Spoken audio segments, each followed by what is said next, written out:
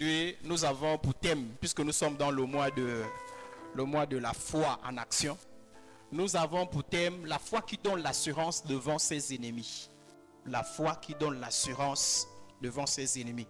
Nous voulons être ces chrétiens-là qui, en face de l'adversité, manifestent l'assurance.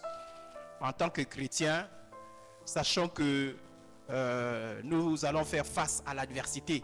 Même avant d'être chrétiens, nous faisons déjà face à l'adversité, à plus forte raison lorsque nous devenons enfants de Dieu. Et l'objectif de l'enseignement de ce soir, c'est de nous amener à manifester l'assurance et remporter la victoire devant toute forme d'adversité, devant tous ses ennemis. Amen, amen. Ok. Et pour introduire l'exhortation de ce soir, nous avons une histoire biblique. Nous trouvons cette histoire dans le texte de 1 Samuel chapitre 5, le verset 6. Samuel chapitre 5, le verset 1 au verset 6. Il est écrit: les Philistins prirent l'arche de Dieu et ils la transportèrent d'Ebenezer à Asdod. Après s'être emparés de l'arche de Dieu, les Philistins la firent entrer dans la maison de Dagon et la placèrent à côté de Dagon. Le lendemain, les Asdodiens qui s'étaient levés de bon matin trouvèrent Dagon étendu la face contre terre devant l'arche de l'Éternel. Ils prirent Dagon et le remirent à sa place. Le lendemain encore, s'étant levés de bon matin, ils trouvèrent Dagon étendu la face contre terre devant l'arche de l'Éternel. La tête de Dagon et ses deux mains étaient abattues sur le seuil et il ne lui restait que le tronc. C'est pourquoi jusqu'à ce jour, les prêtres de Dagon et tous ceux qui entrent dans la maison de Dagon à Asdod ne marchent point sur le seuil. La main de l'Éternel s'apaisantit sur les Asdodiens et il mit la désolation parmi eux. Il les frappa d'hémorroïdes à Asdod et dans son territoire. Alors, j'ai fait une lecture et nous allons essayer de comprendre de quoi il s'agit dans cette histoire. Dans cette histoire, on parle des Philistins. Les Philistins, c'était un peuple étranger au peuple d'Israël. C'était les ennemis d'Israël. Il y avait donc des tensions, voire guerre entre les Philistins et Israélites. Et lors d'une guerre, les Philistins vont s'emparer de l'arche de Dieu. L'arche, c'est cet espace de coffre-là. Ce coffre-là était le symbole de la présence de Dieu.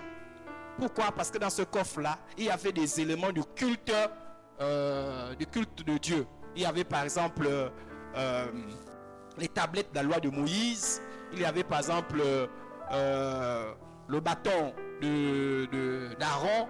Il y avait donc beaucoup de petits objets comme ça de culte. Donc c'était ce coffre-là, c'était le symbole de la présence de Dieu. Ce coffre-là restait dans le tabernacle. Dans la dernière partie du tabernacle qu'on appelle le lieu très saint. Je vais vite parce que c'est pas ça l'enseignement. C'est juste pour vous dire que ce coffre-là, ce que je veux dire là, c'est juste pour vous démontrer que ce coffre-là, c'était le symbole de la présence de Dieu. Ce coffre restait dans le lieu où Dieu se manifestait. D'ailleurs, au-dessus de ce coffre-là qu'on entendait la voix de Dieu. Et là où il y avait ce coffre-là, personne d'autre n'entrait que le souverain sacrificateur, et il n'y entrait qu'une seule fois par an. Amen, amen. En résumé, l'arche là, c'est le coffre qui symbolisait la présence de Dieu. Amen. Donc c'était un objet important. Et il se trouve que pendant la guerre, les Philistins vont prendre ce coffre-là. Parce que le problème, c'est que lorsque Israël allait en guerre, ils prenaient ce coffre-là. Et lorsqu'ils avaient ce coffre-là, ils remportaient des victoires. Et tout le monde avait peur de ce coffre-là. Mais curieusement, lors d'une guerre, les Philistins vont réussir à arracher ce coffre-là aux Israélites. Et ils vont prendre ce coffre-là et vont emmener chez eux. Amen, amen. Vous imaginez que lors d'une guerre entre deux peuples, vous imaginez qu'un peuple possède une arme redoutable. Et cette arme-là fait des dégâts dans le camp adverse. Vous imaginez que les ennemis viennent et prendre cette arme-là. Quelle est la joie de ce peuple ennemi? C'est la joie que ressentaient les Philistins. Donc ils vont prendre ce coffre-là et ils vont l'amener chez eux. Et à cause du fait que le peuple Israël avait perdu ce coffre, il va y avoir des situations catastrophiques du côté d'Israël. Par exemple, le sacrificateur Élie va mourir simplement parce qu'on a pris ce coffre-là. Il dit, oh, on a pris l'arche de Dieu. Et il va donc avoir une crise.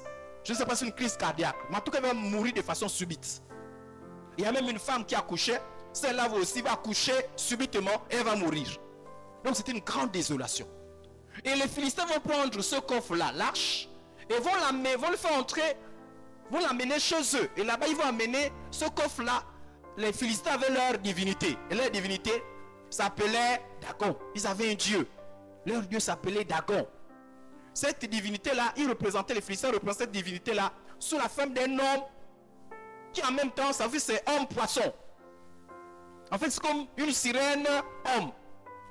On appelait cette divinité-là, cette statuette-là représentait un homme qui a la forme, qui a comme une queue de poisson. Et cette divinité qui est représentée par cette statue-là s'appelait Dagon. Donc, ils vont faire rentrer l'arche de l'Éternel dans la maison de Dagon. Amen, amen. Vous comprenez l'histoire? Ok. Donc, Dagon, c'est qui en réalité, c'est un démon qui était représenté par une statue. Et lorsqu'ils vont mettre l'arche dans la maison de Dagon, le lendemain, après avoir mis l'arche, ils vont trouver la statuette là, étendue. Quand ils déposent l'arche, la statuette est debout. Mais le lendemain, après avoir déposé l'arche, ils entrent, du moins c'est les prêtres de Dagon, ceux qui étaient chargés du culte de Dagon, rentrent, ils se rendent compte que la statuette est tombée.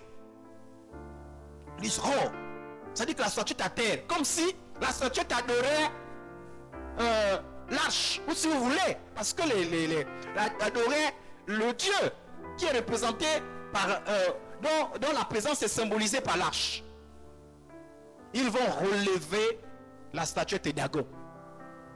Ils vont relever, ils vont se dire, peut-être c'est un hasard. C'est par hasard que la statuette est tombée. La statuette n'est tombée jamais. Mais la statuette est tombée. Donc ils vont relever la statuette de Dagon. Le lendemain encore, le jour suivant, cette fois-ci, ils rentrent, ils trouvent la statuette à terre. Et cette fois-ci, la tête est coupée, les mains sont coupées. Ils vont dire, oh, ils sont allés. Dieu, la présence de Dieu est dans ces lieux à cause de l'arche qu'on a eu à prendre. Et quelques temps après, les habitants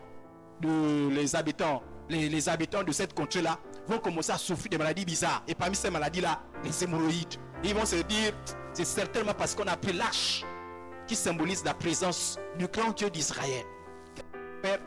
Ils vont faire des sacrifices et vont renvoyer immédiatement l'arche qui représentait la présence de Dieu. Amen. Alors, qu'est-ce qu'on retient de cette histoire? De cette histoire, on a en présence, c'est-à-dire que cette histoire met d'un côté un démon et de l'autre côté Dieu. Alléluia. Le démon était représenté par une statuette. Le démon s'appelait Dagon. Dieu était représenté, la présence de Dieu était représentée par un coffre appelé l'arche de l'Éternel. Amen, amen. Mais il se rend compte que ces deux objets-là qui symbolisaient la présence, qui portaient la présence, la statuette portait la présence du démon, l'arche portait la présence de Dieu. Mais lorsque les deux objets étaient mis en face à face, l'objet qui symbolisait la présence, le démon Dagon, c'est comment dire ça, c'est abaissé. Alléluia. Pour dire que lorsqu'il y a une confrontation entre notre Dieu et des démons, ce sont les démons qui se soumettent. Amen, amen. Ce sont les démons qui se soumettent. Le thème c'est la foi dans l'assurance devant ses ennemis. Pourquoi est-ce que j'ai pris cette histoire pour nous aider à comprendre ce thème? C'est pour nous dire que si autrefois la présence de Dieu était symbolisée par un objet, par l'arche, aujourd'hui, la présence de Dieu n'est plus portée par l'objet. La présence de Dieu est portée par chaque enfant de Dieu réellement né de nouveau. Il est écrit, Ne savez-vous pas que votre corps est le temple du Saint-Esprit? Amen, amen. Avant, la présence de Dieu était portée par la lâche. Là où était lâche, les Israélites savaient que Dieu était là. Amen. Lorsque l'arche était dans le temple, on savait que Dieu était présent. Lorsque l'arche entrait dans une maison, on savait que Dieu était présent dans cette maison. Parce que l'arche portait la présence de Dieu. Aujourd'hui, nous aussi, lorsque nous convertissons en Christ, nous ne sommes plus des personnes. C'est la première chose que je veux amener tout un chacun à comprendre. Quand nous convertissons, nous devenons le temple du Saint-Esprit. Et nous devons être conscients que chacun de nous est le temple du Saint-Esprit. Le temple de Dieu. Amen, amen. Mon premier point pour avoir la foi, l'assurance devant l'adversité, c'est-à-dire pour ne pas trembler, pour remporter la victoire devant quel ennemi. La première chose que je nous invite à être conscient, c'est être conscient de la présence de Dieu en nous. Amen, amen. Et ça, il faut être conscient. J'espère que tout un chacun est conscient de la présence de Dieu en lui. Ce ne sont pas des histoires, c'est la réalité. Lorsque tu es converti, lorsque tu deviens enfant de Dieu, Dieu vient habiter en toi par son esprit. Christ, c'est une nouvelle création. Les choses anciennes sont passées, toutes choses sont devenues nouvelles. Dès l'instant que je deviens le temple dans moi. Amen, amen. Et c'est important de cultiver la conscience de ça.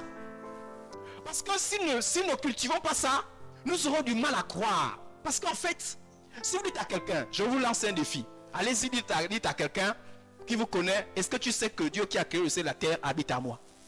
Et observez la réaction. Amen. Il y en a certains qui vont vous dire, bon, ouais, peut-être, bon. Il y en a certains qui vont se moquer de vous. Ou bien certains vont poser la question. Tu dis quoi? Que Dieu habite en toi. C'est important. Certains d'entre nous, nous sommes malmenés par les esprits. C'est parce qu'on n'a pas la conscience que Dieu habite en nous. Vous imaginez un petit enfant, lorsque même s'il est embêté par ses camarades, mais lorsque son papa est là, son grand frère est là, mais il se sent fort tout d'un coup. N'est-ce pas? Amen, amen. Pour nous qui n'étions pas forts à l'école là, qui n'avons pas les muscles, c'est quand quelqu'un plus costaud, craint, était avec toi, du coup, j'étais fort. Même ceux qui t'embêtaient, disaient, parlez maintenant. Voilà, il y a quelqu'un à côté de moi. Amen. Nous aussi, nous devons être conscients que Dieu habite en nous. C'est important. Il faut être conscient de ça. Beaucoup de chrétiens n'ont pas conscience de ça. Ça arrive encore. Le sorcier. Quelqu'un les riz. Qui est le franc-maçon? Qui est le rose chrétien? Quelqu'un qui a un démon en lui. Un démon occultiste. C'est tout. Sinon, c'est un homme comme chacun de nous. Qui est le sorcier? Parce qu'on sait qu'il a un esprit de sorcellerie en lui. C'est tout. C'est tout. Le sorcier, c'est seulement quelqu'un qui a un esprit de sorcellerie en lui. C'est tout. Et c'est ce qui fait la différence. Mais quelle est la différence entre le chrétien? Lui, la différence entre le chrétien et le païen, c'est pas seulement qu'il a la vie éternelle. Ce n'est pas seulement qu'il est transformé et qu'il a des vertus en lui. Mais l'une des différences, c'est que Dieu habite réellement en lui. Et beaucoup de gens ne croient pas à ça. Voilà pourquoi l'apôtre Paul parle, dit dans 1 Corinthiens chapitre 6, verset 19, ne savez-vous pas que votre corps est le temple du Saint-Esprit? Amen. C'est important. Croyez à cela. Croyez à cela. Parce que le diable, c'est douter d'enfant. Dieu n'habite pas en toi. Le Saint-Esprit n'habite pas en toi. On facilite la tâche des démons quand nous-mêmes on ne croit même pas que le Saint-Esprit habite en nous. Ayons cette conviction en nous. Sachons-le quand nous dormons, quand nous marchons, que le Saint-Esprit habite en nous. Dieu habite en nous. Ce n'est pas que Dieu est avec nous, mais il habite en nous. Notre corps est son temple. Amen. Dieu est à nous. C'est important de l'avoir. L'apôtre Paul dit, ne savez-vous pas que votre corps est le temple du Saint-Esprit qui est en vous et que vous avez reçu de Dieu? Si nous sommes conscients, j'espère que tout le monde a déjà vu certainement un démon qui se manifeste dans le corps de quelqu'un. Vous voyez le démon parle, le démon se manifeste. Et vous savez que ça c'est le démon, ce n'est pas la personne qui parle. La même manière, le Saint-Esprit, la même manière qu'un démon vient dans le corps de quelqu'un, la même manière, l'Esprit de Dieu vient dans le corps de tous ces enfants de Dieu. Et c'est important d'avoir cette conscience. Et la présence de Dieu demeure dans la vie de l'enfant de Dieu. Dieu ne veut pas pour un jour. Dieu ne veut pas le dimanche, il disparaît le lundi. Dieu ne veut pas le mardi, il disparaît le mercredi. Dieu, quand il vient dans la vie d'un croyant, il demeure. Amen, amen. Et c'est la même chose que 1 Corinthiens dit. Nous ne savons pas que vous êtes le temple de Dieu. Si autrefois, dès que les gens voyaient l'arche, ils savaient que c'était là. Désormais, il faut que lorsque les gens nous voient, ils savent que. Amen, amen. Oh non. N'oubliez pas le thème, la foi qui donne l'assurance devant ses ennemis. Quand tu sais que Dieu est là, tu n'as plus peur. Dieu est avec nous. Dieu est présent. Tu ne fais pas confiance à tes... Tu n'as pas confiance à ta capacité de crier ou de prier, je ne sais pas. Le simple fait de savoir que Dieu est en moi, ça te rassure. Si qu'un chrétien est conscient de la présence de Dieu en lui, l'un des signes, c'est le renoncement au péché. Ah oui, c'est là où on vérifie si réellement celui qui est avec moi, le chrétien qui est là, est conscient de la présence de Dieu en lui. Le renoncement au péché. Mais tu ne peux pas dire que Dieu est présent en toi. De quel Dieu il s'agit? Mais c'est un Dieu saint. Et tu continues à pécher comme tu veux. C'est pas possible. Si Dieu est présent en moi, je sais que ce Dieu voit. Alléluia. Je ne peux plus prendre ce Dieu la main dans un bar. Je ne peux plus, puisque je deviens comme lâche. Je ne peux plus prendre ce Dieu la main dans des endroits bizarres. Quand je suis conscient que Dieu habite mon corps, alors je ne traite plus mon corps n'importe comment. Ah oui, savoir qu'un enfant de Dieu est conscient de la présence de Dieu en lui, c'est le renoncement au péché. Parce que quand tu sais que Dieu est là, tu ne peux plus pécher. Parce que tu crains Dieu. Alléluia. Alléluia. Beaucoup de chrétiens ne pêchent pas quand les responsables sont là. Beaucoup de chrétiens cherchent le secret à se cacher des hommes pour pécher. Quand vous voyez quelqu'un qui cherche à se cacher pour pécher, c'est cette personne n'est pas consciente de la présence de Dieu. Quand une personne craint plus les hommes que Dieu, cette personne n'est pas consciente de la présence de Dieu en lui. Dieu est là. Dieu est toi. Tu peux lui faire n'importe quoi. Même en secret. Alléluia. La conscience de la présence de Dieu amène une personne à se consacrer à Dieu. C'est-à-dire que tu sais que désormais mon corps là, il appartient à Dieu. Je le traite plus n'importe comment. Je ne mets plus n'importe quoi sur le corps. Je fais attention. Je l'expose plus n'importe comment.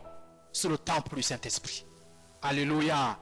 C'est le signe qu'une personne est consciente de la présence de Dieu. De toutes les façons, j'aimerais nous dire qu'il y a des bénédictions et il y a des grâces que nous n'allons pas expérimenter tant que nous ne sommes pas conscients de la présence de Dieu en nous. Alléluia. Vous imaginez quelqu'un qui fait une formation et devient policier. Avant, il ne peut pas arrêter la voiture là comme il veut. C'est-à-dire, il se met là, il siffle, toutes les voitures s'arrêtent. Mais quand il devient policier, il porte le vêtement. Il y a des moments, s'il ne fait pas attention, il va se comporter toujours comme un civil. Il faut qu'il fasse des efforts pour se dire, mais je ne suis plus un simple civil. Je suis devenu un policier. C'est sa confiance. Il va siffler pour la première fois. Monsieur, arrêtez-vous. Donnez-moi au papier. On va voir sa tenue. On sait que oui. C'était même quand on voit peut-être qu'il est jeune. Essayer de faire comme s'il n'était pas conscient de son autorité. Ah, tu es qui? Mais quand ils vont voir que la personne est consciente de son autorité, ben ils sont obligés de se soumettre. De la même manière, les démons savent qui est conscient de l'autorité de la présence de Dieu en lui ou pas. Mais cette conscience, ça ne vient pas n'importe comment. Ça vient du respect. C'est-à-dire que tu respectes le fait que Dieu est présent à toi. Et c'est voilà pourquoi je vous disais que lorsque j'étais jeune, je disais que n'importe qui peut me toucher. Parce que je suis au temple du Saint-Esprit. Alléluia. Et je peux prendre n'importe quoi. Il y a des gens qui font des choses en cachette. C'est-à-dire quand on dit on ne boit pas, tu vas boire en cachette. Ne fume pas, tu fumes en cachette, fais des choses en cachette. Tu fais en cachette pourquoi? Parce que tu n'es pas conscient de la présence de Dieu en toi. La preuve, c'est que tu ne le fais pas quand les responsables sont là. Tu ne le fais pas quand les frères sont là. C'est que tu es conscient de la présence des gens, mais la présence de Dieu, tu ne l'es pas. Alléluia. Alléluia. Parce que si Dieu est en toi, tu peux vivre dans le secret. Combien de gens font des choses bizarres dans le secret. Donc c'est important. Donc on n'a pas cette conscience-là, et j'insiste sur ce point. Donc on n'a pas cette conscience-là, il y a des choses et des expériences qu'on ne va jamais vivre. Il y a des victoires qu'on ne va jamais remporter. Nous serons toujours les défaites. On n'a pas conscience que Dieu habite en nous. Et ce qui est bizarre chez les chrétiens, donc on dit que quelqu'un est sorcier. Il est conscient qu'il y a un esprit puissant dans la vie de ce monsieur-là, l'esprit de sorcellerie. Mais il n'est pas conscient de la présence de Dieu en lui. Alléluia. Et c'est ça le problème du chrétien. Facilement, on dit non, mais tel est Rose Christian. Rose Christian. Vraiment, il est en contact avec les démons. Mais pourquoi tu le crains? Est-ce que tu sais aussi que toi aussi, l'esprit de Dieu habite? Le problème, c'est qu'on vient à l'église, on ne croit pas à ces choses. On ne croit pas. On se dit des histoires. Non, si il fallait pour le pasteur. À moi, non. Voilà, c'est le chrétien. Dieu ne fait exception de personne. Dieu n'a pas besoin que tu restes longtemps, que tu t'es converti depuis Kala. Non. Dès l'instant tu te convertis, dès l'instant tu confesses Jésus, peu importe ton âge, la présence de Dieu vient en toi. Si tu vas avoir l'assurance cette fois, puisque nous parlons de la foi vient de ce que l'on comprend la parole de Dieu. Comment tu vas avoir l'assurance? Quand tu crois que Dieu habite en moi. Et pourquoi on parle de foi? Parce que c'est pas toi qui as inventé ça. C'est pas toi qui dis Dieu habite en moi, Dieu habite en moi. Non. C'est Dieu qui dit que dès que tu confesses Jésus, j'habite en toi. Toi, ce qu'il faut faire, c'est quoi? Puisque tu n'as pas vu, est-ce qu'on voit Dieu venir rentrer dans le corps? On ne le voit pas. Alléluia. Mais comment on fait pour accepter quelque chose qu'on ne voit pas? On croit simplement. Alléluia. Si un câble nu qui traîne, on te dit il y a le courant, tu ne vois pas le courant, tu vois le câble. Quand il n'y a pas le courant, tu peux l'attraper. Mais on te dit, il y a le courant. Tu ne vois pas le courant. Mais on te dit, il y a le courant. Comment tu vois le courant? Essaie d'attraper, tu verras ce qui se passe. C'est comme la présence de Dieu en nous. On ne la voit pas, mais elle est là. Si tu développes la conscience de la présence de Dieu, tu vas commencer à voir les bénédictions en rapport avec la présence de Dieu. Amen, amen. Tu vas commencer à voir les bénédictions qui sont rattachées à la présence de Dieu. Donc c'est important de croire à la présence de Dieu en toi. Je crois que Dieu habite à moi. Encore, crois que Dieu habite à moi. Amen. Oui, parfois quand même, vous savez même parfois notre tête n'arrive pas à accepter ça. Répète ça chaque matin, chaque soir. Dieu habite à moi. Dieu habite à moi. Alléluia. Et ça va rester là. Mais comment, quand tu dis Dieu habite en toi, il faut aussi attention, Dieu habite en toi. Amen. Quand l'envie de prendre la bière vient, dis non, Dieu habite à moi, je ne peux plus prendre la bière. Quand l'envie de faire des choses bizarres sur internet, tu es seul avec ton téléphone et tu as envie de te transformer à l'état de n'importe quoi, dis non, Dieu habite à moi, Dieu me voit. Alléluia. Il a la conscience de la présence de Dieu en toi. Même le diable, même les démons savent que la personne l'a changé. La personne la sait déjà que Dieu habite en lui. Amen, amen. Amen, amen. Vous savez, quand quelqu'un est conscient de quelque chose, on sait. On sait. On sait que là, il ne sait pas encore qu'on vient de lui faire un don d'1 million. On a déposé chez lui, il ne sait pas. Mais comment on sait ça? Mais là, sa manière d'être là, on sait que. Parce qu'il est là. On sait, non, il est déjà au courant. Il est au courant qu'on l'a fait un don d'1 million. On voit son attitude. Même les démons savent quand on est conscient de la présence. Pourquoi on dit qu'un enfant dans la foi, ceux qui restent enfants dans la foi, il est comme un esclave. Ça dit qu'on malmène, comme si Dieu n'habite pas en toi. On te traite comme si Dieu n'habite pas en toi. Tu ne peux pas être pareil. Ça dit que la même manière, tu venais à l'église, tu as accepté Jésus et tu restes pareil. Je pense on est ensemble? Amen, amen. Tu peux rester pareil. Ça dit que tu es pareil, égal comme tu t'es converti. Il n'y a aucune différence. Dis que toi tu es pareil. Tu peux être pareil. Il y a quelque chose qui a changé. Dieu est venu en toi. Dieu est présent en toi. Laisse les autres. Les autres ne voient pas ça. Mais tu ne vois pas. Parce qu'on voit la manifestation de ton Dieu. Donc, amen. Alors, l'assurance devant l'ennemi, La première chose à faire, c'est être conscient de la présence de Dieu en soi. Amen, amen. À partir d'aujourd'hui, même si on te dit un sorcier arrivé, même si on te dit un démon est là, même si on te dit une malédiction, n'oublie pas que Dieu est en toi. Amen. Amen. N'oublie pas que Dieu est en toi. Dieu n'est pas présent dans tous les hommes. Hein. Ah oui, il faut enlever ça. Non, Dieu est présent dans la vie de... Non, jamais. Dieu n'est pas présent dans la vie des païens. Jamais. Dieu n'est pas présent dans la vie de tout ce qui vient de l'église. Jamais. Dieu est présent dans la vie de ceux qui sont réellement de nouveau. Amen. Donc toi, tu es différent des autres. Tu es différent même de tous ceux qui vont à l'église. Si tu es conscient de la présence de Dieu, si réellement tu es de nouveau. Tu es différent. Et c'est une fierté, c'est une grâce. Amen, amen. Dis, je suis différent. Car Dieu habite en moi. Amen. Mais il faut savoir. Faut pas quand tu parles ensemble que ça dit que tu parles comme quelqu'un dont dont Dieu n'habite pas. Ça dit que quand on te voit parler, quand on te voit réagir, on se demande même si Dieu habite en toi. Il faut qu'on le sache. Parce que c'est là où on parle la foi. Parce qu'on dit souvent, oh, t'es dans la foi. La foi, c'est quoi? C'est la conviction que tu as. Quelle conviction? Est-ce que tu crois? Est-ce que par ton attitude, tu démontres que tu crois? Amen, amen. Dites amen plus fort. Ok. Ça va? Ortiz, c'est bon? Ok. L'autre chose, pour avoir l'assurance, ça ennemi,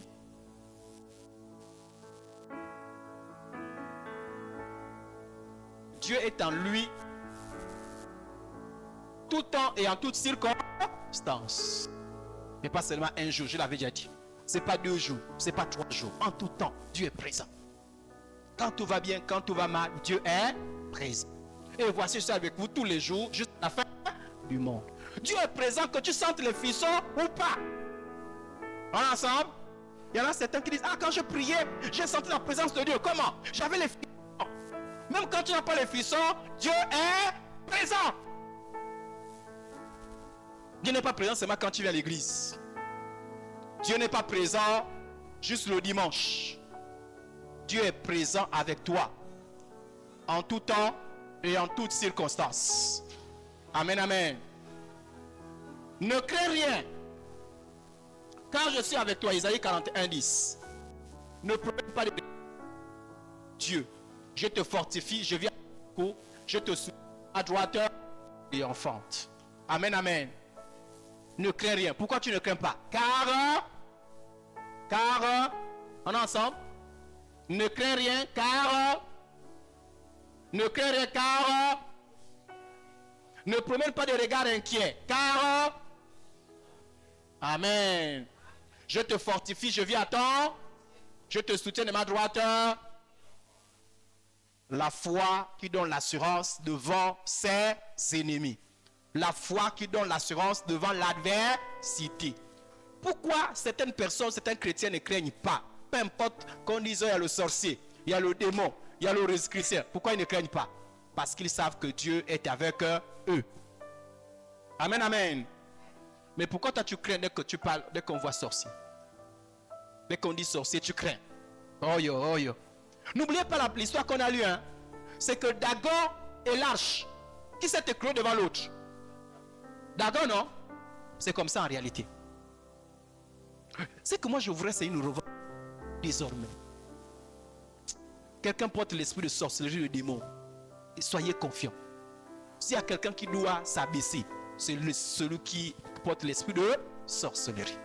Vous savez que c'est bizarre. Les enfants de Dieu, ils craignent trop les sorciers. Dès qu'on dit sorcier, oh sorcier, sorcier. Non. Non. En réalité, c'est les sorciers qui réveillent tous les jours. Oh les chrétiens, oh les chrétiens, oh les chrétiens, oh les chrétiens. Parce que nous avons l'autorité. Vous savez, voilà pourquoi on parle du renouvellement de l'intelligence. Tant que ton intelligence n'est pas renouvelée, voilà pourquoi tu as les défaites. Parce que tu ne peux pas faire mieux que ce que tu penses. Tes pensées te limitent. C'est-à-dire que même toi-même, tu ne crois pas. Si dans ton cœur, dans ta compréhension, le sorcier est plus puissant que toi, même si tu dis que si dans ta tête, le sorcier est plus puissant que toi, même si tu dis au nom de Jésus, je brille, fire, ne marchera pas. Pourquoi? Parce que dans ta tête, le sorcier est plus grand. Amen. Il faut le renouvellement de l'intelligence. Le renouvellement de l'intelligence.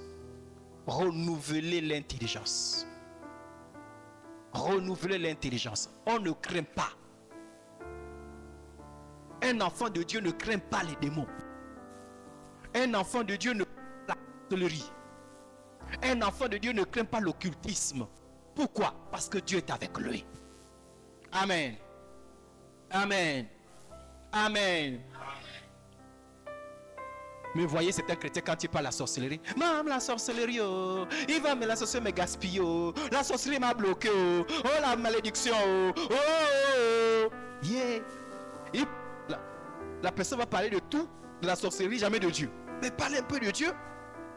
Dis que oh, Dieu est puissant, oh. Oh, Dieu est à moi, oh. Oh, Dieu est plus que vainqueur, oh. Oh, j'ai la victoire, oh. Oh, oh, la maçon, oh. Problème de renouvellement de l'intelligence. Lorsqu'on se convertit, on est dans le monde. C'est normal que le païen pense ça. Parce que c'est que nous aussi, on connaissait ces choses-là. Nous aussi, on pensait pareil. Mais lorsque je te convertis, on renouvelle ton intelligence. On dit ton statut a changé. Ton statut a changé. Ta position a changé. Et renouvelle ton intelligence. Dieu habite en toi. Si tu penses ça, tu ne vas pas aller courir chez les hommes de Dieu. Qui habite dans un prophète, dans un pasteur, dans un apôtre, c'est le même esprit qui habite en toi. Amen. Amen. Amen. Tant que tu ne crois pas, c'est ça la foi, non? On a dit le mois de la foi active ou en action. C'est pas ça? Tant que tu ne crois pas à ça, ta foi ne va pas évoluer.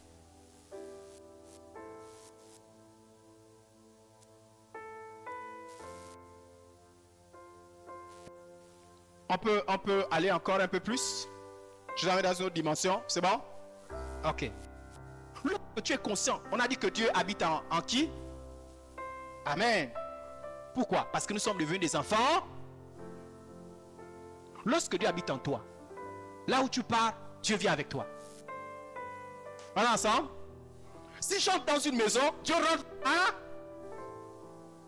Vous avez vu l'arche, non? Dès qu'on a fait l'arche, on a fait rentrer l'arche dans le temple d'Agon, Dieu est rentré. Il a reconnu ça. Le grand Dieu est rentré. Il est obligé de s'accroupir. Étienne transporte la présence de Dieu. Je veux qu'à partir d'aujourd'hui, si tu ne connaissais pas encore, que tu sois conscient de ça. À partir d'aujourd'hui, que tu saches que Dieu, que tu transportes la présence de Dieu. Amen, amen. Sache-le. Que tu transportes la présence de Dieu. Genèse chapitre 31, verset 5. Regardez l'histoire. Dès que Potiphar lui établit sur sa maison, c'est qui? Joseph. Écoutez bien. Dès que Potiphar a établi Joseph sur sa maison et sur tout ce qu'il possède, l'Éternel bénit la maison de l'Égyptien. Il est rentré quand est dans la maison de Potiphar. Dieu n'est pas dans la maison de Potiphar. Mais dès que Joseph est rentré, Dieu est rentré. Amen. Amen. Non, j'ai l'impression que vous ne me suivez pas. Potiphar, c'est quelqu'un qui ne connaissait pas Dieu. Potiphar vivait normalement. Potiphar n'a pas dit Dieu d'Israël, viens dans ma maison. Potiphar n'a pas dit ça. Potiphar a seulement eu la grâce d'avoir Joseph dans sa maison. Dès que Joseph est entré dans la maison de Potiphar, Dieu est rentré dans la maison de Potiphar. Qui a fait rentrer Dieu dans la maison de Potiphar? C'est Joseph. Et pourquoi Joseph? Parce que Joseph avait l'esprit de Dieu en lui. Amen.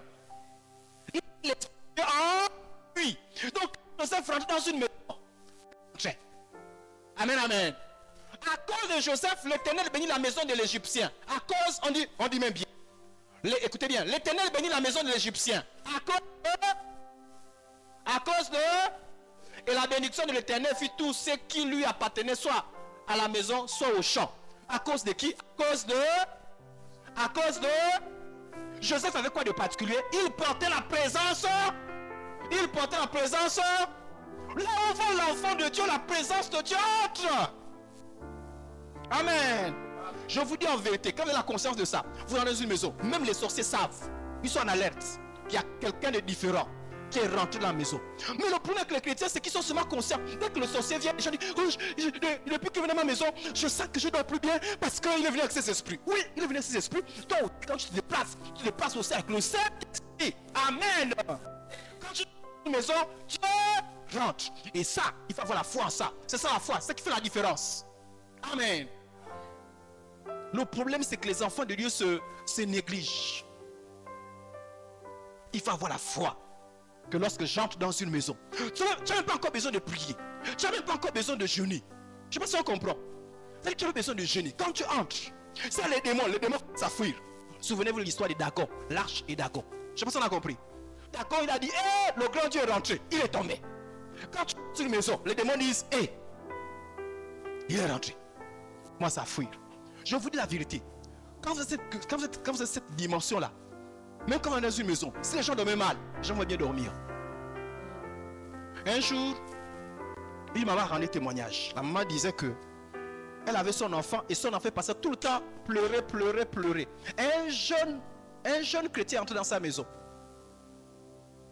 L'enfant ne pleurait pas normalement, c'était les démons qui le tourmentaient.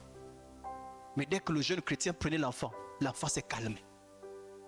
Donc le jeune chrétien a dit, je pars. Ils ont dit, tu pars où?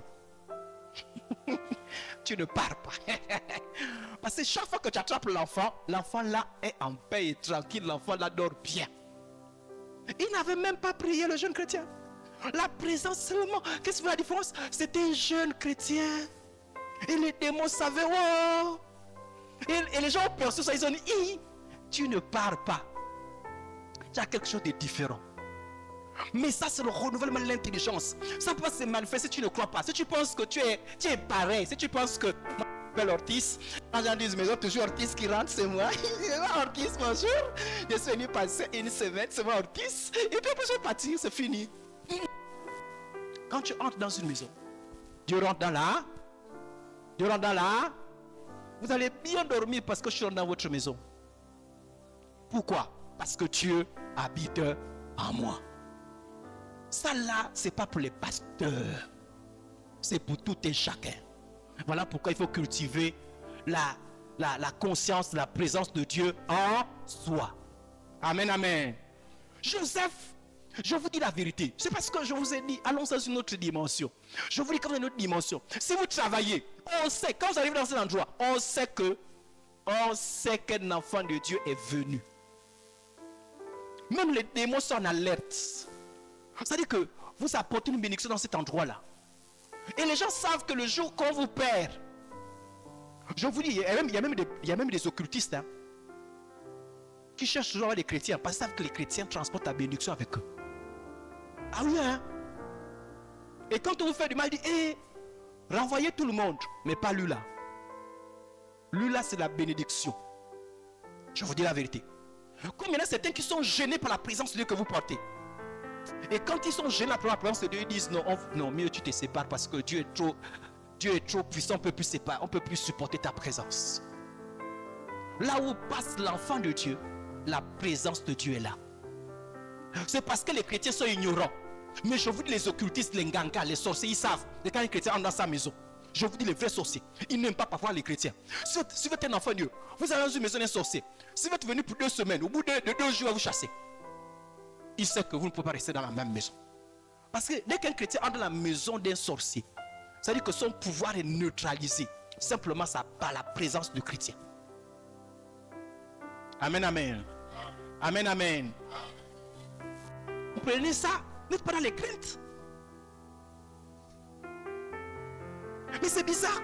Et plus les chrétiens qui sont dans les craintes. Oh yo, oh yo, oh yo, oh yo, oh yo, oh yo. Il est venu dans la maison, dans la maison. Si un sorcier dans ta maison, si Dagon entre dans la maison de Dieu, qui va s'incliner, c'est qui? C'est Dagon. Tu es un sorcier dans ma maison. Je te dis bonjour, je te donne un verre d'eau, tu bois l'eau. Tu ne pourras rien faire. Tout ce que tu fais là, c'est la maison de Dieu. Tous les démons que tu transportes sont neutralisés. Amen. Parce que la maison que tu entres, c'est la maison où l'Esprit de Dieu est là. Et il est à moi.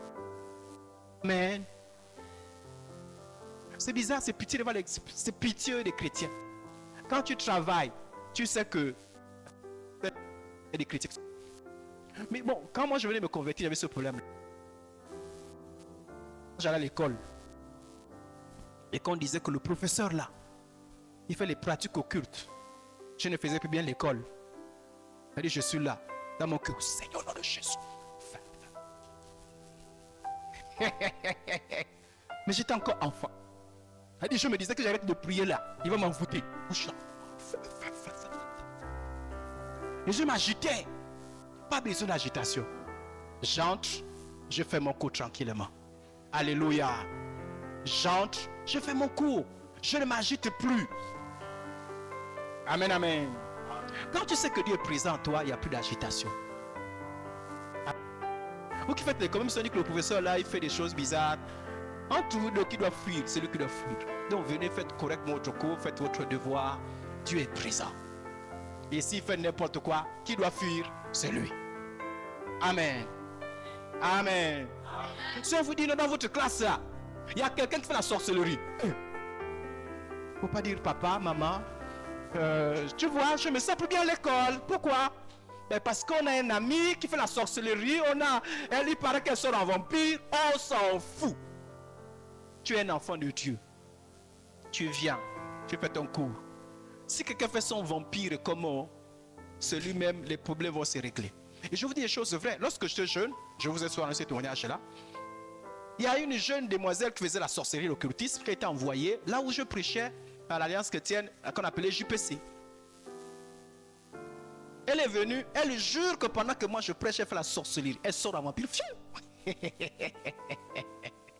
Elle voyage, elle ose. Elle ose. Pendant 15 ans. On voit seulement quelqu'un qui tombe. Boum. Moi je me dis, bon, c'est un démon qui s'est mal. Attends, elle est tombée là. Pas parce qu'il y a eu un démon, hein, mais parce qu'elle a osé. Là, les gens l'ont attrapé pour dire, mais toi, tu as quel problème? On l'a mené à côté, parle-nous. Il dit, ah, je veux la vérité parce qu'elle c'est trop fort pour moi. Je suis venu m'envoyer pour mission pour attaquer la personne qui a été de prêcher là. Il dit, voilà les gens, les gens. Il n'y a pas de feu. Aïe, malin. Dieu lui-même règle le problème. L'Esprit de Dieu. Alléluia. Soyez conscient de la présence de Dieu. Ne te vois pas comme un homme ordinaire. Le chrétien, il peut rire. Il peut tout faire à lui. Ne te vois pas comme une femme ordinaire. Tu es rempli de la présence de Dieu en toi. Amen, amen. Mais toi, tu es là, dans la famille, on te voit comme tu en parles, c'est toi comme Almé. Non, tu es différent, tu as la présence de Dieu en toi. Ça veut dire que vraiment, ça... Mais quand les autres pleurent, tu pleures. Quand les autres craignent, oh, le sorcier, oh, dans le village là, il y a un niveau qui fait coucou, tu n'arrives pas à dormir. Et tu es là, maman. Même quand tu pries là, c'est avec la peur. Oh le feu, oh maman. Aujourd'hui c'est comment? Pitié. Vraiment, si j'étais Dieu, je descends, je te bastonne. Parce que quand tu as peur comme ça, ça dit que c'est difficile pour Dieu de venir à ton secours. Je sais pas si on a compris. Quand on nous brime à l'époque, on vient appeler qui papa. Bon, vous imaginez que papa est là. Et les petits gnam-gnam sortent. Et tu es toujours là. Si je suis le papa, je te mets toi, je suis tu crains pourquoi? Je suis là, non? Ils ne vont pas te toucher. Mais pas ça. Bon, vous avez le grand Dieu. Pourquoi vous craignez? Attendez, je vous dis ce que Dieu dit pour ceux qui craignent malgré tout. Parce que le signe que tu crains, c'est que tu n'es pas conscient de la présence de Dieu en toi. Voilà pourquoi même quand tu pries là, même ta prière dans sa clé, oh Seigneur, oh Seigneur, oh Seigneur, oh Seigneur, oh Seigneur. Et puis après, quand tu finis de faire ta crainte, après tu dis, vous savez, Dieu habite à moi. Même les païens, qui n'ont pas Dieu en eux, sont un peu plus calmes que toi. Amen, amen. On est ensemble. Regardez, je vous ai dit ça une fois. Qu'un jour, dans une localité, on dit qu'il y a un démon qui est en train de circuler. Pour se protéger, il faut mettre les branches de palmiers. Hein? Oh, il y a un démon qui va rentrer dans les maisons qui ont fait du mal, pour se protéger, il faut mettre les branches de palmier. Même les chrétiens ont pris les branches de palmier. Ils ne sont pas conscients à prendre ce Dieu à eux. Ils pensent que les branches de palmier vont le protéger. Et ça, c'est le holisme des chrétiens. Les branches de palmier, c'est un signe pour. Ça veut dire que c'est comme si vous vous consacrez au démon là. D'abord, qui vous dit, vous avez lu sur la Bible qu'il faut mettre des branches de palmier pour se protéger. Et quelqu'un dit non, pour que le démon ne vous attaque pas, mettez les branches de palmier. Et chaque soir déjà, tout le monde a mis des branches de palmier. Tout le monde. Qui vous a dit ça? C'est venu d'où? Votre pasteur? Qui? Dès qu'un païen est venu, dès qu'une religieuse, un religieux est venu, tout le monde branche de palmier. Tu dors. Dors. Oh, tranquille, sois en paix. Dieu est avec toi. Amen, amen. Amen, amen. Dieu est avec toi. Parce que la foi vient de ça. Si tu ne crois pas que Dieu est avec toi, la présence de Dieu, tu as prié. C'est ça là que je dis, arrêtez de prier n'importe comment. Tu as beau dire, les gens pensent que quand tu dis, oh le feu, fire, brisons, c'est chaud. Brisons. Tu as beau briser. Si tu ne comprends pas ce que je suis en train de te dire, les démons vont te bastonner. Balayage, coup de tête. Et cela tu vas dire, mais depuis que je pars à l'église, je ne comprends pas. Oui. Tu ne crois pas? Comment on sait que tu ne crois pas? Quand tu parles, on sait que tu ne comprends pas. Ton action, ton attitude, tes craintes, on sait que tu ne comprends pas. Reste comme ça. Tant que tu es comme ça, tu vas rester pareil. Alors, pour ne plus rester comme ça, là, change. Commence à dire, ah, l'histoire, l'eau, je veux croire. Dieu est présent à moi. Ah, je veux croire. Quand ton cerveau refuse de croire, tu dis chaque matin, Seigneur, merci pour ta présence dans ma vie. Alléluia, je suis prêt. Tu es présent dans ma vie. Voilà, tu es présent. Tu commences à respecter Dieu. Tu es présent. Et quand la peur revenue, tu dis non, fini, je ne crains plus. Dieu est présent à moi. Amen. En faisant tous les jours, c'est comme ça. Moi, à l'époque, quand on me disait que moi, très tôt, dès que je me suis converti, très tôt, après, j'ai commencé à chasser les démons. Quand les démons me menaçaient, quand les démons parlaient le corps des gens, ils disaient, toi, Idriss, tu vas voir ce qu'on va te faire. Quand je rentre chez moi, j'ai dit, maman qui m'a envoyé. Quand je dors là, je suis là, oh Seigneur, l'assurance est partie. Parfois je disais, je demandais aux frères en Christ, peut venir dormir chez toi aujourd'hui. Ah, Seigneur Jésus. Mais après on a grandi. Donc même quand les démons disent, oh, on va te tuer. Il dit, moi, tu vas me faire peur, moi, parce qu'un démon a parlé. Un démon. Oh, le plus grand sorcier du village a dit que cette nuit-là, tu vas mourir. Ah, il a parlé. Lui, c'est qui? C'est un homme qui a un démon en lui. C'est tout. Il a un esprit, non? Est-ce que moi aussi je suis simple? Est-ce que le chrétien est simple? Parce que moi je vois les chrétiens qui admirent les païens. Quand les païens disent, ah moi je ne suis pas simple. Oh. Moi je ne suis pas simple, j'ai mon grand-père qui me protège, j'ai tel qui me protège. Et puis le chrétien est là. Moi toi, et toi tu es bien. Moi je ne vais pas à l'église. Oh. Mais ce qui est sûr, c'est que je vais aller prendre la protection. Après je ne vais pas tous à l'église. Tu es en train de dire que je ne te protège pas. Il dit toujours aux gens que je ne suis pas simple. Ou qui est faux. Dans la vie là tu es simple. Tu es simple. Faut pas être simple. Faut pas être. Je dis toujours aux gens. Et quand je dis ça, je dis j'ai les esprits qui sont avec moi. Et puis il commence à réfléchir. Pourquoi tu dis les esprits? Je dis j'ai le grand esprit qui habite à moi, le Saint-Esprit. Et puis j'ai les autres esprits qui sont les anges. Rentre dans le monde spirituel, tu vas les voir. Et c'est la vérité. Je veux dire cela. Qu'avant, vous savez, je vous ai dit, je vais une fois parler des témoignages des gens qui sont des gens animés de démons qui sont venus m'attaquer. Et dès l'instant, ils sont venus m'attaquer. Dès l'instant, ils sont venus m'attaquer et régler, essayez de régler ça, s'il te plaît. Dès l'instant, ils sont venus m'attaquer. J'ai senti comme une force les toucher. J'ai senti comme une force les toucher. Les toucher et puis les repousser. Les anges de Dieu sont réels. Je vous dis. Les anges de Dieu sont réels. J'ai déjà vu. J'ai rendu un témoignage de cela qu'un jour, j'étais en train de parler avec une jeune fille. et les démons sont manifestés. Au départ, ils pensaient que je ne les discernais pas. Mais je savais que c'est le démon. Donc je m'adresse directement au démon. Je dis, toi c'est qui? Moi, c'est la jeune fille que tu as pas. Je dis, non, c'est pas toi. Ça, c'est un esprit. Et quand ils se sont rendus compte qu'ils sont l'esprit, les démons sont manifestés. On dit, ils vont me tuer. Et la jeune fille a une force terrible. Elle est venue vers moi. Elle jure qu'elle me tue aujourd'hui là. Donc elle vient. Vous savez quand les démons se manifestent, hein? Même quelqu'un qui est mince là peut te soulever comme ça, te déposer à terre. Donc elle est arrivée. Dès qu'elle est arrivée, j'étais là. Et quelque chose à moi disait, ne crains pas. Dieu est avec toi. Dès qu'ils sont arrivés, dès que les démons ont pris la jeune fille pour la projeter sur moi, c'est comme si quelqu'un les a attrapé la jeune fille, a repoussé la jeune fille par l'arrière, la propulsé l'eau. Et les démons ont parlé à la jeune fille, ils ont dit, qui sont les personnes qui sont là, qui sont avec toi? Et tout de suite, j'ai dit, sont les anges. Essaye encore. Ils ont essayé. Les démons ont essayé. Boum. Ils ont été propulsés. Boum. Ils ont été propulsés. Et j'ai prié Dieu. J'ai dit, Seigneur, permets que cette jeune fille s'asseye. Les démons ont attrapé la personne, ils ont fait façon. Boum. Je n'ai pas bougé même un peu. Après, c'est là où je me suis dit, c'est parmi les signes qui m'ont dit, les anges existent. Les anges de Dieu interviennent. Pas sûr. Vous n'avez pas besoin forcément de voir les manifestations, mais les anges de Dieu sont avec nous. Mais le problème, c'est qu'on ne croit pas trop. Nous croyons quand quelqu'un vient. Vous savez, même les païens, ils sont obligés de croire, non?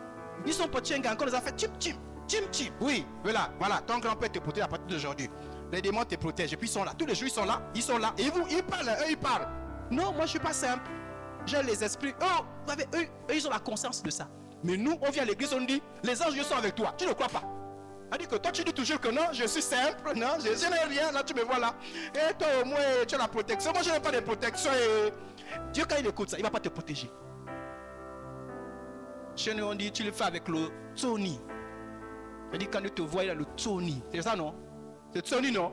Ça dit que Dieu a honte, quoi. Il dit, vraiment. Quand tu as quelque chose, tu parles. Dites aux païens. Voilà pourquoi certains païens, quand ils sont avec les chrétiens, ils ne se convertissent pas. Parce que les chrétiens ne leur disent pas la vérité. Dites aux chrétiens, dites aux païens que tu me vois là, j'ai les anges avec moi. Pour que le jour où tu vas chercher la protection, il va venir chez toi. Comment on fait pour que les anges de Dieu te protègent? Je l'explique. Mais pourquoi ils ne viennent pas chez toi? Parce que quand ils te voient, tu as moyen de parler. Tu ressembles, quand tu parles, tu ressembles à eux. La seule différence quand tu vois avec la Bible, tu parles à l'église. Est-ce que le chrétien, la différence, c'est que tu passes mal à l'église? Le chrétien, c'est pas seulement qui parle à la Bible, qui parle à l'église. Il faut qu'on sente la différence. Il faut qu'on sente que dans ta vie, il y a quelque chose qui est différent. Alléluia. Amen, amen. Donc, et regardez, lorsque nous fréquentons un endroit, la présence de Dieu rentre dans cet endroit. Et regardez, je pense que Dieu accompagne l'enfant. Ce monsieur là, le texte avait la fin, mais il est arrivé là. C'était une erreur. 1 Roi chapitre verset 21. Et comme on enterrait un homme, voici, donc il y avait un monsieur qui était mort. Voici, on aperçut un de ses troupes. Et l'on jeta l'homme mort là, dans le sépulcre d'Élisée. Élisée, c'était qui c'est? Un homme de Dieu. Dieu était présent en lui. Et Élisée était mort. On l'avait enterré là. L'homme qui est mort là, alla toucher les os d'Élisée. Et il reprit vie. Et se leva sur ses pieds. On a compris? Ça dit que lui, c'était pendant la guerre. On cherche un endroit pour enterrer. Donc on a vu une tombe qui était là. Apparemment, elle était ouverte. On a dit, bon, on n'a pas le temps de creuser les tombes. Allez, jetez-lui à l'intérieur. Dès qu'il a touché les os d'Élisée, l'onction qui était attachée aux yeux d'Élisée, boum, la personne se relève. Et ce qui est curieux dans l'histoire là, vous savez pourquoi Élisée est mort? À cause d'une maladie. Voilà pourquoi la présence de Dieu en toi, même quand tu es malade, la présence de Dieu est là. Ah oui, hein? La présence de Dieu n'a rien à voir avec tous les bobos de corps. Non, Dieu est présent même quand tu es malade. C'est-à-dire que Élisée était mort. Dieu avait choisi de reprendre Élisée. Ce n'est pas parce qu'Élisée manquait d'onction. La preuve, c'est que l'onction, son onction a réveillé un mort. Donc Élisée, si Dieu avait voulu, Élisée devait ressusciter. Mais Dieu m'a dit, Élisée, cette fois-ci, il était vieux. La maladie là, en fait, c'est moi qui fais tout pour que je te reprenne, c'est tout. Mais sinon, pas qu'il n'y avait pas d'onction. La preuve, c'est que ces os, même morts, ont ressuscité. Pourquoi? Parce que l'homme, quand tu deviens un enfant de Dieu, tu transportes la présence de Dieu en toi. Je vous dis la vérité. Regardez, peut-être que vous ne me comprenez pas, comprenez encore quelques textes. Lorsque Dieu est en toi, je vous dis la vérité. Même les choses que tu touches, la présence de Dieu est imprégnée. Regardez, en ce qui concerne les apôtres, au point qu'on appliquait sur les malades les linges ou les mouchoirs qui avaient touché son corps, le corps de Pierre, et les maladies les quittaient et les esprits malins sortaient. Je vous dis la vérité. Je vous dis la vérité. Je vous dis, si un sorcier touche, voilà pourquoi je dis changer de mentalité. C'est que même si un sorcier vient prendre ton habit, c'est parce que tu n'as pas la connaissance. C'est parce que tu ne comprends pas les choses. Un sorcier qui touche ton habit a des problèmes. Ah oui, c'était avant qu'on disait il prend ton habit, il va faire les choses. Ça c'est quand tu es ordinaire. Tu es un simple, il prend ton habit, il prend ta photo. Sorcier qui prend la photo d'un chrétien, il va faire n'importe quoi. Il aura des problèmes. Je vous dis la vérité. Amen, amen. Voilà pourquoi tu comprends ça. Laisse que le courageux vienne toucher. Je vous dis, un courageux vient toucher les cheveux d'un chrétien. Voilà pourquoi il faut renouveler l'intelligence. N'ayez plus peur de ces choses. Plus tu comprends ces choses-là, plus ton intelligence s'ouvre, plus l'onction de Dieu descend sur toi. Amen, amen. Bon, c'est vrai que beaucoup des faux hommes de Dieu ont profité de ces choses-là pour aller trafiquer les mouchoirs bizarres. Mais sinon, par principe, l'onction de Dieu, quand l'onction de Dieu dans la vie de quelqu'un, il y a même des gens, il y a des gens qui ont été guéris. C'est-à-dire qu'ils ont senti qu'ils se sont dit, il y avait l'onction de Dieu sur la vie de telle personne. Voilà pourquoi ne soyez pas des chrétiens qui n'ont pas l'intelligence. Il dit, quand elle est venue prêcher, quand elle est venue, il y avait l'onction de Dieu sur sa vie. Et quand la personne s'assoit où l'homme de Dieu était assis, le miracle se produit. Quelqu'un va boire dans le même verre qu'un homme de Dieu. Dès qu'il a pu, boum, le miracle s'est passé. Une fois, je vous donne un témoignage qu'un homme de Dieu est venu chez un couple. Et le couple, pour honorer l'homme de Dieu, a voulu donner la plus belle chambre à cet homme de Dieu-là. Et donc, ils ont libéré la chambre. Ils ont laissé la chambre à l'homme de Dieu. Donc, l'homme de Dieu a dormi avec sa femme-là pendant près d'une semaine, 2 semaines, je crois. Quand ils ont fini, le couple était stérile. Quand ils sont repartis dormir sur le lit-là, le miracle s'est produit. Parce que le lit était imprégné de l'onction de Dieu. Je vous dis. Mais c'est la même chose. Quand les sorciers viennent, il y a aussi une onction diabolique qui les poursuit. Oui, voilà pourquoi il ne faut pas recevoir n'importe qui dans ta maison. Amen, amen. Elle est sortie de... Je ne sais pas si toi qui rappelle tout ça. Amen. Donc soyez conscients. Il y a l'onction de Dieu dans tes habits, il y a l'onction de Dieu dans ce que tu portes. C'est vrai que ça ne se manifeste pas tout le temps, mais il y a des moments. Pourquoi? Excusez, ils suivent l'enseignement en ligne. Alors, mais pourquoi? Regardez, la femme à la pète descend. On a dit quoi? Si seulement je touche le pan de sa robe, je serai... Est-ce que c'est n'importe quelle robe? C'est la robe qu'avait portée Jésus. L'onction de la présence de Dieu peut parfois se repartir. Comme il y a des gens qui, quand ils sont dans une maison, dans un milieu, dans une église, il y a l'onction de Dieu qui est là. Je vous dis la vérité. Mais ça, c'est la conscience. Il faut développer cette conscience-là. Amen. Il m'est déjà arrivé à aller prêcher quelque part. Et je suis déjà arrivé. Et pendant que j'étais là, ça n'a pas arrivé. Maintenant, ce n'est pas... On n'en fait pas une doctrine. Ça arrive quand le Saint-Esprit dit go, c'est le moment. Et j'avais à l'époque, les mouchoirs ne sont plus trop à la mode, mais c'était l'époque des mouchoirs. J'avais un mouchoir et Dieu m'a dit, touche. À l'instant, il y a quelqu'un, il y avait 2 personnes. 2 personnes qui ont les maux de tête violents, qui sont là, sur place. Touche-les avec le mouchoir là, ils vont guérir sur place. J'ai fait les mipapada. J'ai dit 2 personnes, béni soit le Seigneur. 2 personnes, ils sont là, ils se sont levés sur place. Ils sont arrivés. Et Dieu avait dit, ils vont guérir sur place. J'ai touché 1, j'ai prié. J'ai touché 2, j'ai prié. J'ai dit, ça va. Ils ont dit, on a encore mal à la tête. Puis je me suis dit, mais pas pour des... Bon, il fallait que je continue à prêcher. J'ai fait la prédication, en pleine prédication. J'ai dit, allez vous asseoir. J'ai pris le courage, j'ai dit, Seigneur, fortifie-moi. Dès qu'ils ont commencé à s'asseoir, j'entends seulement quelqu'un qui crie ah, je suis guéri. Et ça dérange les gens. Hein? Il dit ah. Dès l'autre dit j'entends seulement une autre qui dit je suis guéri. L'onction a commencé à se manifester. Guérison, guérison, guérison. Waouh. Alléluia. Mais ça, c'est une direction du Saint-Esprit. Ça n'a pas arrivé. Le Saint-Esprit se manifeste de plusieurs manières. Amen. Donc, quand le chrétien rentre quelque part, la présence de Dieu le touche. La présence de Dieu. Chez les apôtres, même l'ombre, Pierre, même son ombre était imprégné de la présence de Dieu. Voyez la dimension? Amen, amen. C'est pas le Saint-Esprit. Même son ombre. Alléluia. Je veux que votre foi change. Quand tu es conscient de ça, tu as peur de quoi? La présence de Dieu en toi. Alors, l'autre point, troisième point, le chrétien, pour avoir l'assurance face à l'adversité, le chrétien doit être conscient que celui qui est en lui est plus fort que tous les esprits méchants. Dieu qui est en moi est plus fort que tous les esprits méchants. Oui, sachez-le, frères et sœurs en Christ. Fini l'histoire, on vous disait que non, c'est un grand sorcier, il est puissant. Non.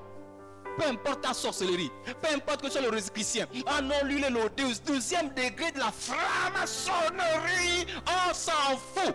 La Bible dit, voilà pourquoi il faut choisir de croire ce que la Bible dit. La Bible dit, ce qui est à moi est plus fort que ce qui est dans le monde. Tu es dans le monde, non? Donc, ce qui est à moi, c'est qui? C'est Jésus. L'esprit de Jésus est plus fort, plus fort, plus fort, plus fort, plus fort. Vous savez, parfois, Satan fait sa propagande pour nous effrayer seulement. Ça dit seulement pour nous effrayer. Nous qui, à l'école, n'étions pas forts, notre force c'était la bouche. Parce qu'on sait que si on nous touche là, on est mort.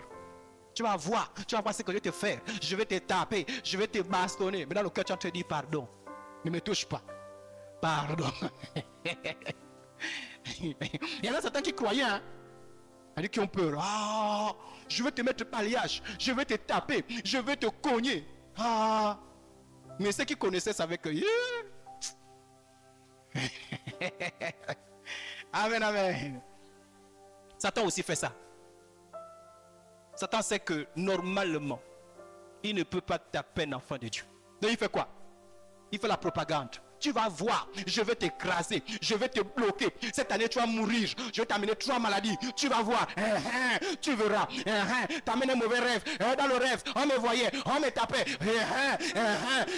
Et quand tu as un enfant, et puis l'enfant me vous savez, il y a des gens qui viennent sous l'inspiration des démons. Hein. Ah oui, j'ai vu. Ah non, Daniel, on a dit que tu mourras, tu ne vas pas vivre. Ah non, j'ai vu les problèmes, j'ai vu le cercueil. Non, j'ai vu la tombe, j'ai vu la croix. Et puis tu... Quand tu commences à craindre, Satan est content. Parce que quand tu crains, tu tues la foi. Amen, amen. Mais un enfant de Dieu ne suit pas le bruit de Satan. Amen. On appelle ça les intimidations. Et Satan aime intimider. Vous connaissez l'histoire de Goliath et David, non? Vous n'avez pas entendu Goliath qui disait, tu vas voir, tu vas voir. Tout est une armée paralysée. C'est comme ça les chrétiens, hein? Paralysés. Je vais vous prendre, je vais vous couper. David vient dit, mais attends, mais c'est quel circoncis comme ça là? Ça c'est qui est en train d'insulter l'armée de Dieu? C'est ça. Les démons, ils insultent les chrétiens tous les jours. Vous allez voir, gna gna gna, gna gna gna. Comme s'il n'y avait pas un enfant de Dieu dans cette famille-là. Parce que j'ai des familles, les démons viennent, ils insultent. Ça c'est quelle maison, les démons viennent, ils insultent. Les démons viennent t'insulter, il vient t'intimider. Oh, c'est quelle histoire? Et David était dépassé, il dit, mais c'est quelle histoire? Qu'on vient insulter les enfants de Dieu comme ça là? C'est quelle histoire? Il a dit, je viens au nom de l'Éternel des armées. Physiquement, humainement parlant, il était petit. Mais spirituellement, qu'est-ce qui a fait la différence? Dieu était avec lui. Et parce que Dieu est avec lui, il a gagné quelqu'un. C'est tout. Qu'est-ce qui fait que nous sommes plus que vainqueurs? C'est qui? C'est parce que nous avons Dieu en nous. Ce qui est à nous est plus fort que ce qui est dans le monde. Même si on dit que non, lui c'est un grand rosicrucien, vous savez, lui c'est un sorcier, vous avez appris la mort de... C'est lui qui a tué. Vous avez appris qu'il y a des 3 enfants qui sont devenus fous, non? C'est lui. Vous avez appris que... C'est pour te dire que calme-toi. Et c'est maintenant toi qui deviens l'évangéliste du sorcier. Vous avez appris les morts de toi là, non? C'est lui. Vous avez appris quand tu es notre faux chrétien.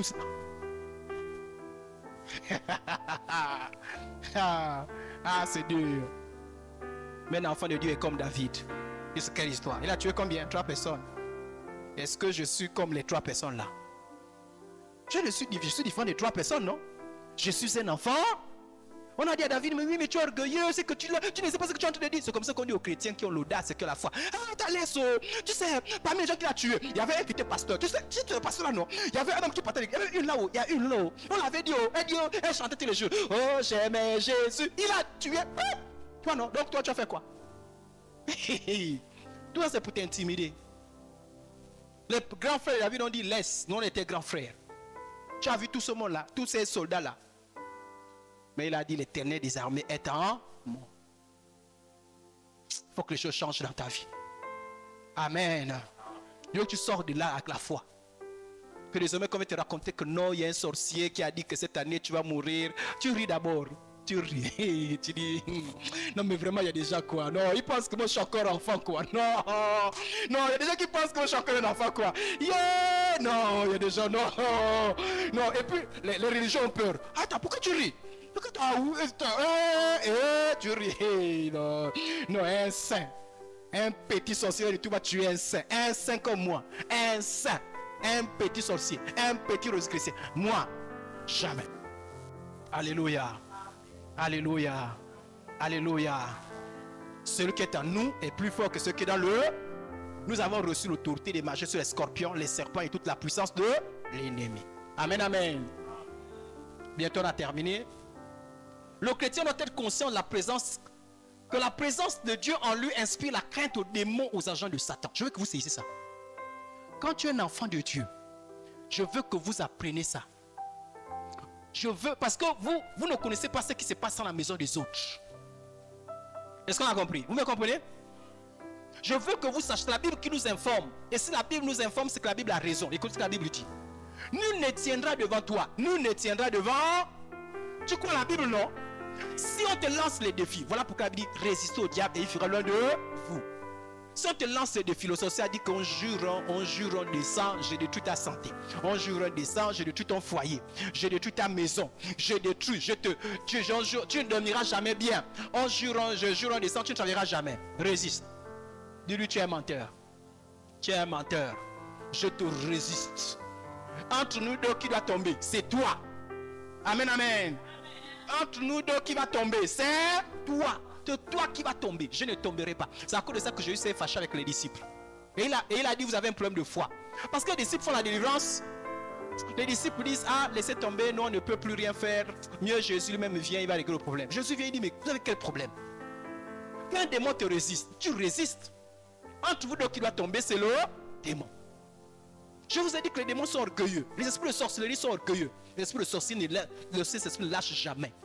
Ils ne lâchent jamais, ils ne lâchent jamais. S'ils ne sont pas terrassés, ils ne lâchent pas. Donc ils résistent, nous aussi on résiste, ils vont finir par lâcher. Alléluia. Alléluia. Peu importe l'esprit qui est en face de toi. Esprit de malédiction, de sorcellerie, de maladie, de je ne sais quoi. Résiste. Amen. Dis à l'autre, résiste. Dis résiste. Résiste. Il fera loin de toi. Amen. Amen. Quel esprit qui t'embête? Résiste. Le problème des chrétiens, c'est qu'ils ne résistent pas. Donc mais ça fait 2 semaines, ça fait 2 mois, ça fait 2 années. Donc, yeah. Résiste. On a dit? On a dit? Parce que le sorcier là, il sait qu'il va tomber. Mais il fait quoi? Lui aussi résiste, non? Mais entre vous deux, la prophétie, Dieu dit quoi? Dieu qui ne ment jamais, il dit que quand on résiste, qu'il cède. C'est Satan qui cède, non? C'est le démon qui cède, non? Dieu dit quoi? Qui doit céder? C'est le démon, non? Quand l'enfant de Dieu lâche prise, c'est comme s'il disait que Dieu ment. C'est comme s'il disait, non, Dieu laisse. Dieu laisse. Oh, il va gagner. Moi, laisse, on va encore faire comment? Laisse. Voilà pourquoi Dieu est énervé. Dis-moi comment? Comment tu as laissé? Comment tu as laissé? Tu me fais avec la honte. Mais quand tu résistes, alléluia, Ah, dans ma famille là, les sorciers, mais j'ai prié beaucoup de gens. Résiste. Arrête de pleurer. Et tu comprends pas, ils sont en train de résister. Et il fera loin de eux.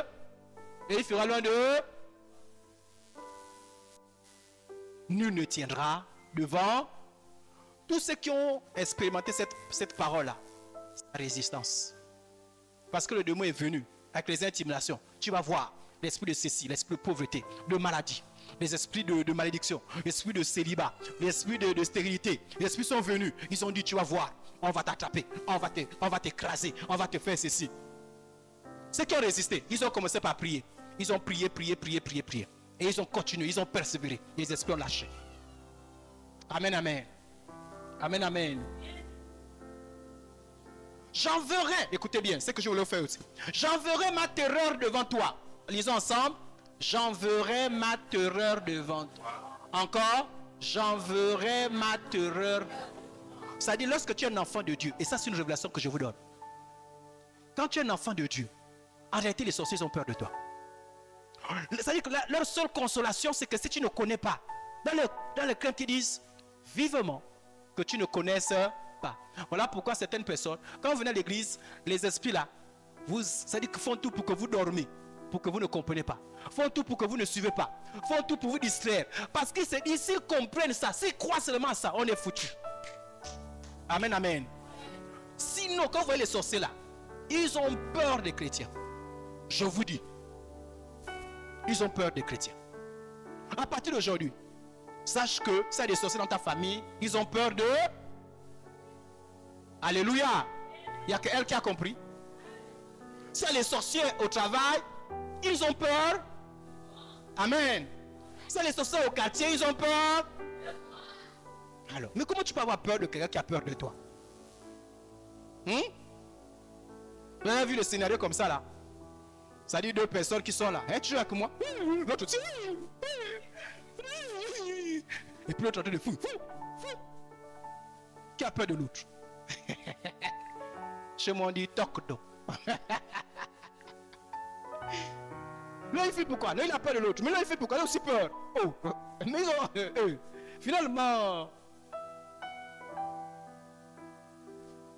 Maintenant c'est le plus rusé. Les démons sont rusés. Ils disent, non, moi je dois avoir peur de lui. Mais comme il a peur de moi, le démon revient. Il dit, je suis fort. C'est à cause de ça que vous entendez. Oh, il y a un chrétien là-bas. Quand les démons, les sorciers ont fait comme ça. Oh, les démons ont fait ceci. Pourquoi? Généralement, ça commence par la peur. N'ayez pas peur. N'ayez pas peur. Amen. N'ayez pas peur. Qui doit avoir peur? Qui doit avoir peur? Si un sorcier vient dans ta maison, qui doit avoir peur? Amen. Si le rose qui est dans ta famille, qui doit avoir peur? Amen. Faut que ça change. Donc, si tu as ta cousine, quand tu dis, oh maman, le sorcier est venu, tu es chrétien. Si moi je t'ai enseigné, et tu fais, ne me regarde même pas. C'est-à-dire que tu me vois, ne me salue même pas. Finis d'abord ton histoire. Ne viens pas me raconter des choses comme ça là. Le sorcier, il est venu.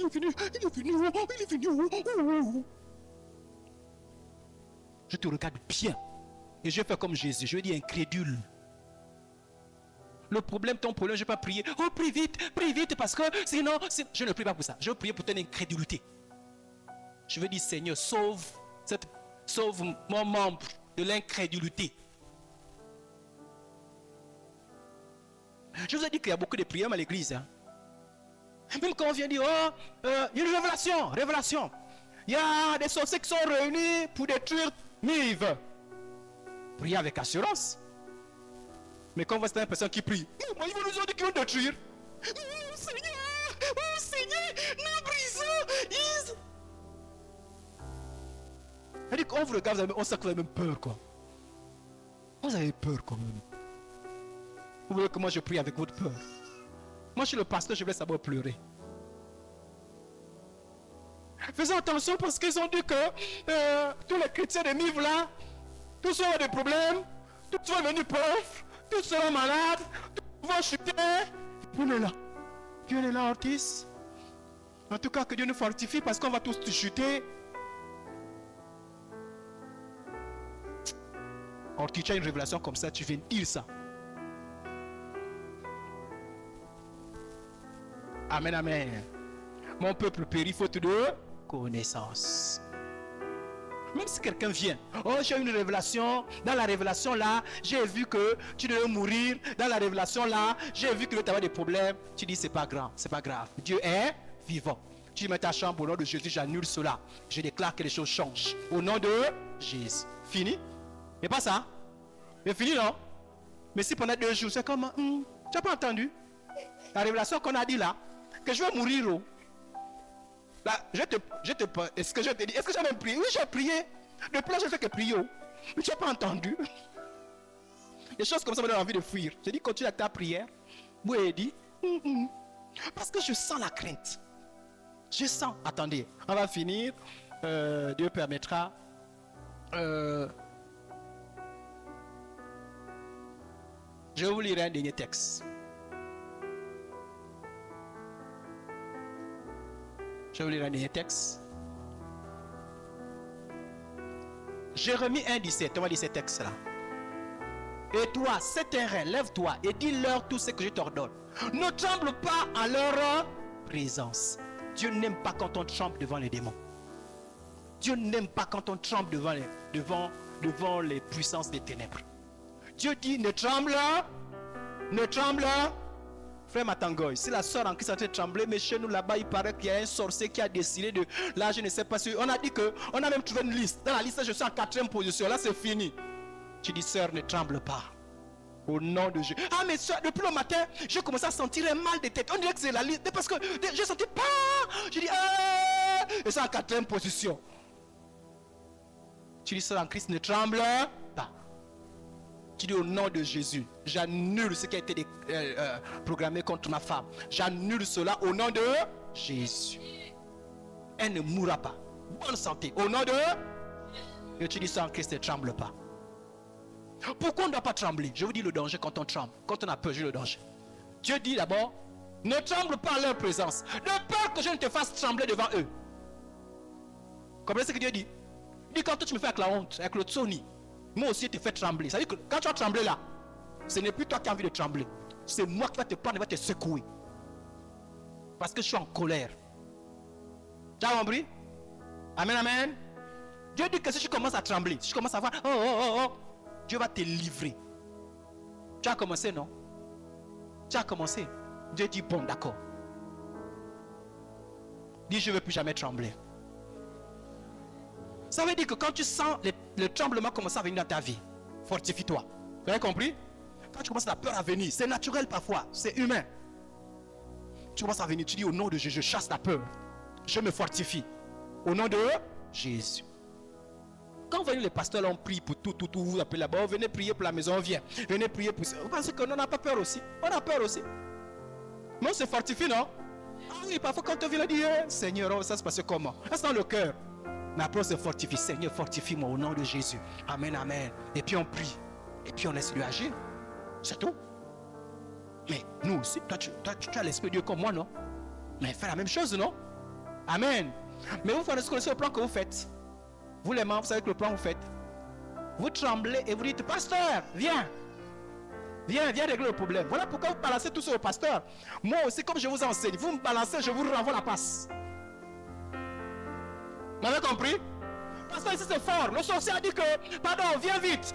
Prie pour nous, jeûne pour nous. J'ai dit, toi aussi, prends la passe. Jeûne là-bas. Parce que là aussi c'est fort aussi chez moi. Jeûne. Prie. Je te fais la passe. Parce que les chrétiens, leur problème, ils prennent, pasteur, gère tout. Pasteur, il y a un problème grave. Tiens. Il y a un démon qui m'a menacé. Tiens. Il y a tout qui a menacé. Tiens. Et, pasteur, seul, il gère ses problèmes. Il gère tes problèmes. Il gère les problèmes de l'autre. Il y a des chrétiens, dès qu'il amène ton problème, il ne sait même pas que tu as le problème des autres. Il ne veut même pas que tu abandonnes les autres problèmes sur mon problème qui est grave. Gère ça. À partir d'aujourd'hui, je ne gère plus les problèmes. Tu me fais la passe, je te renvoie la passe. Il y en a ceux qui ont dit, wow. Il faut que nous tous en grandissons, non? Amen, amen. Si tu pleures aussi. Oh, le pasteur pleure. Oui, tu pleures. Oh, c'est dur. Amen. Non, il ne faut pas trembler. Faut pas trembler. Faut pas trembler. N'appelez pas conjuration tout ce qu'ils appellent conjuration. Ne craignez pas ce qu'ils craignent. Ne craignez pas ce qu'ils Ne craignez pas ce qu'ils Ne craignez pas ce que craignent les païens. Les païens craignent les sorciers, les chrétiens craignent les sorciers. Ce n'est pas normal. Pourquoi tu viens à l'église? Ils sont venus craindre les sorciers. Où est la différence entre toi et ceux qui ne vont pas à l'église? On est ensemble? Quelle est la différence entre toi et celui qui ne va pas à l'église? Tu crains, lui il craint, toi aussi tu crains. Lui il pleure, toi aussi tu pleures. Tu as les soucis, lui c'est les soucis. Tu as les insomnies, lui c'est les insomnies. Où est la différence? Après tu dis, il faut venir à l'église, mon Dieu va te sauver. Quel Dieu? Quel Dieu? On voit, quand on te regarde là, on se dit, ouais, quand tu restes avec ton Dieu, on ne voit aucune différence. Ne craignez pas ce qu'il craignent. Amen. C'est donc avec assurance que nous pouvons dire, le Seigneur est mon aide. Je ne craindrai rien. Que peut me faire un? Non. À partir d'aujourd'hui, je vous enseigne. La personne qui va encore me dire, le sorcier a dit que, ils ont dit que, oh, il va me tuer. Oh, le sorcier va me tuer. Je te regarde seulement. Il ne faut pas me faire pécher. Je te dis, enseigne. C'est écrit dans la Bible, non? C'est pas la Bible. Hébreux 13, 6, pas le verset. C'est écrit. Je vais mettre le verset. C'est donc avec assurance. Avec quoi c'est? Avec quoi c'est? N'oubliez pas le terme. La foi qui donne l'assurance devant ses ailes. C'est donc avec assurance que nous pouvons dire. Vous voyez, il dit, on peut parler avec assurance. Qu'est-ce qu'on peut dire? Le Seigneur est mon aide. Je ne craindrai. Que peut me faire un? Que peut me faire un sorcier? Que peut me faire un rosicrucien? Que peut me faire quelqu'un, mon collègue ou mon condisciple qui fait la sorcellerie, me faire quoi? Rien du tout. Amen, amen. Amen, amen. Et on peut le dire avec assurance. Si une armée s'est campée contre moi, quoi c'est une? On dit, beaucoup de sorciers, ils se sont réunis. Je n'ai pas pu les compter. Si une armée s'est campée contre moi, mon cœur n'aura aucune. Si une guerre s'est levée contre moi, je serai malgré tout cela plein de confiance. Que cela soit votre partage au nom de... Amen, amen. Ne suivez pas les gens, ils ont décidé cette année-là, qui décide, on s'en fout. Nous sommes devenus enfants de Dieu. Remercions ensemble le Seigneur et disons-lui de manifester cette foi en chacun de nous.